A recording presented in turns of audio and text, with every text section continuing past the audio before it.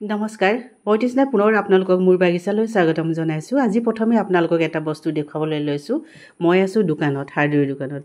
এয়া নেট ল'বলৈ আহিলোঁ, ফুলৰ ঘৰৰ নেট ল'বলৈ আহিলোঁ পলি হাউচৰ।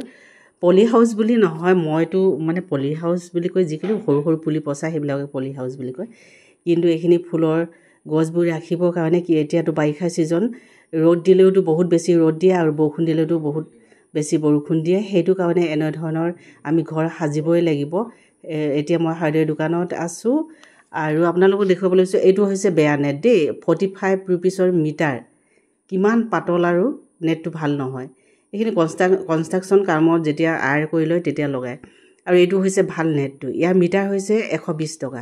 আপোনালোকে এইটো ল'ব লাগিব যদি ভাল নেট লাগে। আকৌ ইয়াৰ মেডিয়াম দামৰো আছে, ইয়াতকৈ কম ৰেটৰ দামো পাব। 80 টকা, 70 টকা বা 90 ৰুপিছৰ নেটো পোৱা যায়, সেইটোও ল'ব পাৰে আপোনালোকে। কিন্তু এইটো 120 টকা। মানে দিন যায়, প্ৰায় 3 বছৰমান হয়তো যাব বুলি ভাবিছোঁ। কিন্তু আগতে প্ৰথম যিখিনি মই এটা খুব ভাল কোৱালিটি পাইছিলোঁ, সেইখিনি আজি বহুত বছৰ হৈ গৈছে, 10 বছৰলৈকে ৰৈ গৈছে, খুব ভাল। এইটো হৈছে 120 টকা মিটাৰ। এইটো ৰ'দ কিমান প্ৰয়োজন আছে ফুলখিনিৰ ওপৰত, সেইটো মানে এই নেটখনৰ ওপৰতে ডিপেণ্ড কৰিব। আৰু সিমানখিনি ইয়াৰ তাপমানটো তলত মানে পৰিবলৈ দিব। আৰু কিমান পানী প্ৰয়োজন আছে একদম চালা দি খুব মিহিকৈ সিমানখিনিয়ে পানী সৰকিব দিব তলত।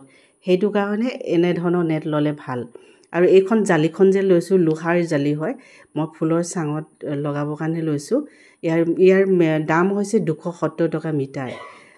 ভাল কোৱালিটিৰ নেট লৈছোঁ 120 টকা। আৰু যিটো একদম পাতল সেইটো কেতিয়াও নল'ব আপোনালোকে, কেতিয়াও নল'ব দেই। 80 টকা মিটাৰ বা 90 টকা মিটাৰৰ তেনেকুৱা ল'ব পাৰে, কিন্তু একদম ল' কোৱালিটিৰটো নেট একেবাৰে নল'ব, আপোনাৰ 2 মাহতে ফাটি যাব।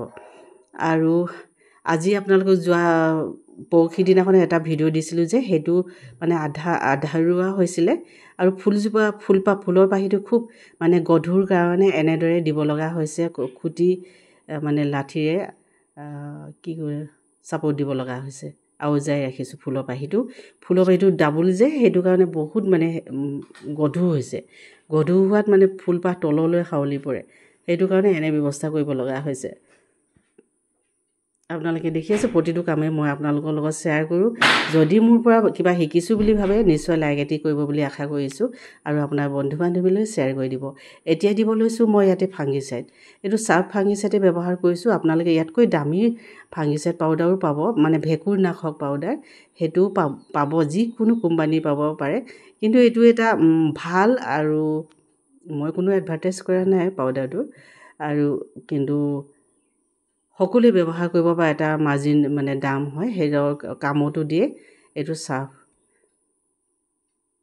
এতিয়া মই এইখিনি দিম, কাৰণ কেঁচুসাৰখিনিত ভেঁকুৰ থাকিব পাৰে, বালিটো থাকিব পাৰে, মাটিটো থাকিব পাৰে।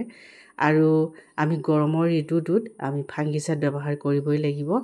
বৰষুণ দিয়াৰ পাছত, ৰ'দ দিয়াৰ পাছত, ৰ'দ যদি একেৰাহে দিলে তেতিয়া মাজে সময়ে দি থাকিব লাগিব। বৰষুণ একেৰাহে দি থাকে তাৰপাছতো দিব লাগিব।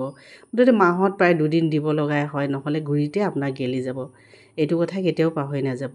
এতিয়া ৰুই দিয়াৰ পাছত পাতখিনিও চাফা হ'ব আৰু গুৰিটোতো ইয়াৰ মানে ভেঁকুৰ নাশ হ'ব। যদি ভেঁকুৰ আছে তেতিয়াহ'লে মৰি যাব। এইটো দিবই লাগিব, যিকোনো ফুল ৰোৱাৰ পাছত আপোনালোকে দিবই লাগিব, ব্যৱহাৰ কৰিব লাগিব। আশা কৰিছোঁ নিশ্চয় আপোনালোকে ভালে কুশলে আছে। এতিয়া গৰমৰ বতৰ, কাম বেছি কৰিব নোৱাৰি। পুৱাতে অলপ এঘণ্টামান কৰোঁ, তাৰপাছত নোৱাৰি কৰিবলৈ। ৰ'দ দিলেও বৰষুণ দিলেও নোৱাৰা হৈ যাওঁ। আৰু সন্ধিয়ালৈ অলপ কৰোঁ। সন্ধিয়াও বেছি মহে কামুৰে, ৰাতিপুৱাও কামুৰে বাৰু, বহুত কষ্ট হয় এতিয়া গৰমৰ ঋতুত কাম কৰিবলৈ। সেইটো কাৰণে মই বেছি ফুল সংগ্ৰহ কৰা নাই। আপোনালোকে নিশ্চয় মোৰ বাগিচা দেখিছে, মই আপোনালোকক গোটেই বাগিচাখন সেইটো কাৰণে দেখুওৱা নাই, কাৰণ ফুল খালী হৈ আছে। যিকেইটা আছে আপোনালোকৰ লগত সদায় আপোনালোকৰ এই ফুলৰ সৌন্দৰ্য আপোনালোকৰ লগত শ্বেয়াৰ কৰি আছোঁ। আশা কৰিছোঁ আপোনালোকে ফুল নিশ্চয় ভাল পায়। এয়া মোৰ হাইড্ৰেঞ্জিয়া মৰমৰ। এইটো ঋতুত আপোনালোকে বাগিচা ভৰাই ফুৰিব পৰা খুব কম দামত পোৱা ফুলটোৱে হৈছে যত্ন নলগা, ফুলটোৱে হৈছে হাইড্ৰেঞ্জিয়া, যাক কোৱা হয় ফগেট মি নট, আমাৰ ইণ্ডিয়ান নেম, আৰু চাইণ্টিফিক নেম হৈছে হাইড্ৰেঞ্জিয়া। আপোনালোকক সদায় কৈ থাকোঁ যে মই চাইণ্টিফিক নামটোৱে হৈছে হাইড্ৰেঞ্জিয়া, ইণ্ডিয়ান নেম হৈছে ফগেট মি নট। সকলো গাঁৱৰ মানুহ বা চহৰৰ মানুহ মানে সকলোৱে চিনি পায়, ফগেট মি নট বুলি ক'লেহে চিনি পায়। ইয়াৰ ৰং আপোনালোকে বেলেগ বেলেগ ৰং আপোনালোকে নেক্সট ইয়াৰ পৰা আপোনালোকে মোৰ ওচৰৰ পৰা সংগ্ৰহ কৰিব পাৰিব। মই কালেকশ্যন কৰিছোঁ, বহুত বেলেগ বেলেগ ৰঙৰ সংগ্ৰহ কৰিম বুলি ভাবিছোঁ। মই আপোনালোকক সকলোখিনি আপডেট দি থাকিম। আৰু এতিয়া সজালোঁ মই গ্লক্সিনিয়াখিনি এইটো ফুলৰ ষ্টেণ্ডত। ভাবিছিলোঁ এইটো ষ্টেণ্ডত এইটো ঠাইত মই কি সজাম, কিন্তু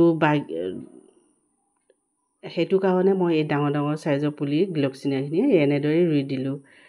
আৰু